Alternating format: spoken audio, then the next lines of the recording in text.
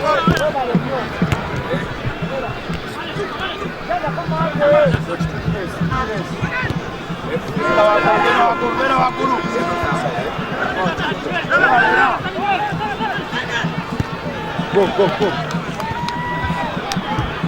Emma, tulie, soko deo.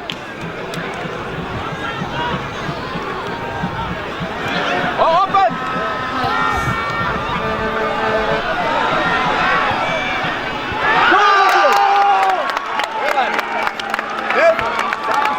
Hey. Well done, Dima.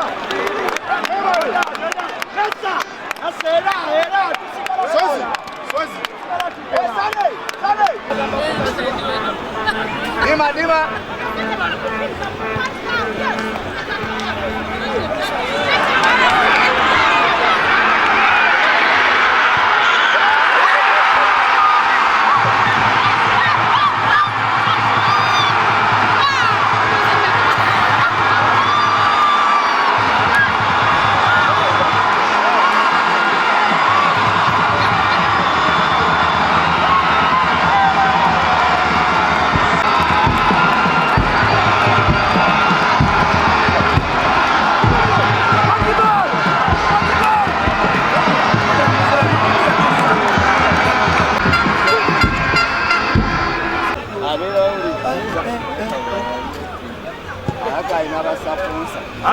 Asa.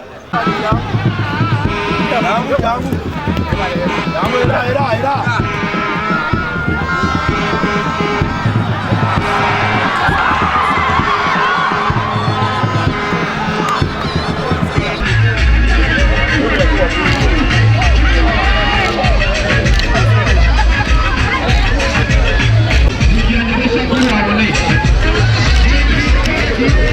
Tusooka okwebaza Mukama Katonda atusobosezza okuba nga tuyiseewo ne twesoga semifaino. Byonna bibadde nteekateeka za Mukama Katonda asobosezza okutuyisawo okugenda ku semifaino. Nenebaza n'abawagizi baffe aba Buddu abatubeereddewo mu mbeera yonna, wamu ne basambi bana embeebaza omulimu gwe bakoze, wamu ne bakooki abatuteeseteese obulungi. Nga nsuubiza banna Buddu semifaino tugenda gikwasaganya nga kwota faino, tulabe nga tugenda ku faino. Nja kusooka nebaze Katonda atukuumye nga tuli balamu okuviira ddala mu lugendo lwe twatandika nalwo paka wano we tutuuse. Tukozesezza amaanyi mangi okulanga ttiimu erina okutuuka we erina okuba. So nebaza Katonda nti tutuuse ku semifinals. Tutamu kusamba kyadiro kibadde mu kibinja mu semifinal. Kitegeeza ki amweza kweteeka mu mupiira? Tugenda kweteekateeka nga tuli wamu ne Katonda. Tugenda kukozesa amaanyi mangi tulabe nga tutuuka ku final z'omwaka guno. Kubanga bitokira mpolampola tusuubire ekituufu. Njagala okwebaza bannabuddu ate ne ttiimu yaffe olw'omupiira omulungi ogwoleseddwa, naye nga bwe nabagamba nti Buddu missoni yaffe kikopo era tujja kgenda mu maaso tukiwangule. Mulaba ka tuli mu semifinal, kitegeeza tubulayo emipiira ebiri ogenda mu final. Njagala okubeebaza okujja okuwagira ttiimu era mbasaba twongere ogiwagira ffe ekiruubirirwa kyaffe yagalagaana nga Katonda yatukulembedde tujja kgenda mu maaso tuwangule ekikopo ky'omwaka guno. Njagala okwebaza ennyo ttiimu zombi eya Kabula n'eya Buddu. Njagala okuyozaayoza ttiimu ya Kabula okulaba ng'emaliriza bulungi ekibinja kino. Ekiseera kituuse tugende ku semifinal. Bannabuddu ekitutuusizza wano okusookera ddala mpisa n'obuwagizi bwammwe. Mbakubiriza twongere okubeera ab'empisa, abavujjirizi nammwe mwongereemu amaanyi tusobole okugenda ku semifinal ate tukomewo nga tulina obuwanguzi ku nkomerero. Mwebale nnyo. Tusobola okwebaza Katonda atusobosezza okutuuka ku lunaku luno nga tugenze ku semifinal.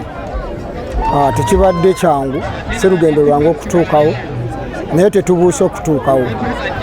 So tugenda kwetegekera semifinal kuba buli geemu ogikwata bwayo.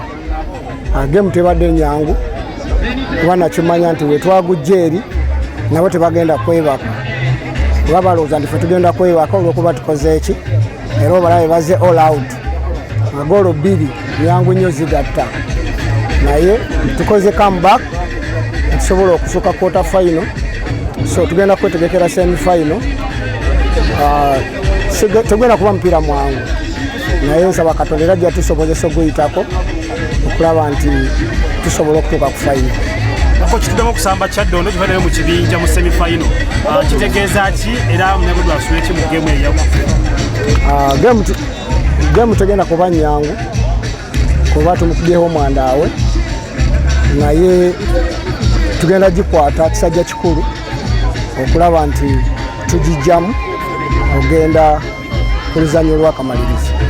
Kabula tekomye wumuzzaamu era werentegeka wegenda okutandikira omwaka ogujja bwe bityo bwe bitambudde omupiira tusambye bulungi obadde obiraba badde sirabanga ngoma ya Buddu ng'esirise sizoni eno tusirisize engoma nyingi ey'Emawokota yasirika ey'Ebuddu yasirika kirina we kikulaga nti Kabula tulina we tulaga tujja kutandikira awo omwaka ogujja naye katubakwasa Kyaddondo. Ssentebe ttiimu etuuse eti kizibu kiyinza kuba nga kivudde ludda wa ttiimu okujja tekusaba kuba obupiira okusabye okuzannya.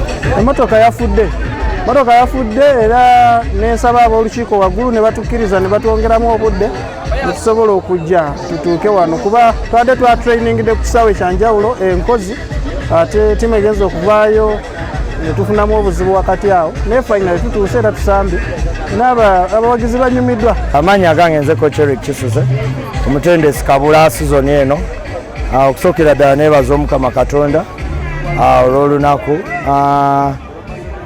ku game ebadde game nungi tuzze ne tuteekawo embeera okusinziira we twazannya mu game yasooka ewaka tukozeemu ensobi naye ogwo gwe mupiira sikiteeka nnyo ku bavubuka kuba bawaddeyo kyonna kye bawaddeyo.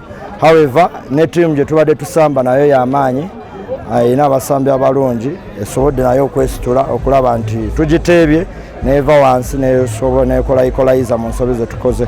Sizoni eno kituufu tubadde tumaze emyaka mingi nga tetuva mu kibinja emyaka nga 9 kuffe kunze n'abavubuka ne management twebaza olwekyo tukyebaliza Katonda nti tusobodde okuzaayo Kabula ku quarter finals. However sijja gamba nti ebadde target naye tujja kuddayo sizoni ejja tusobole okutereeza ebimu ebiganye tetugenda kutuula tugenda kuddayo okunoonya abasambi n'okulaba wawe tutakoze bulungi. Nga bulijjo nze mbalire Godfrey mukwende yawumula munamupiira munabikopo nabagamba nti omuntu ettiimu bw'etandika obubi emaliriza yayo eba nnungi kakati ndi ku mulamwa nnyo nabasuubiza miliyoni 2 era nzeetisse nzireese.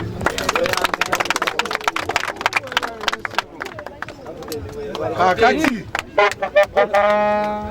bwe mungobera omupiira ogusooka ogwa semi-final mbawa miliyoni 5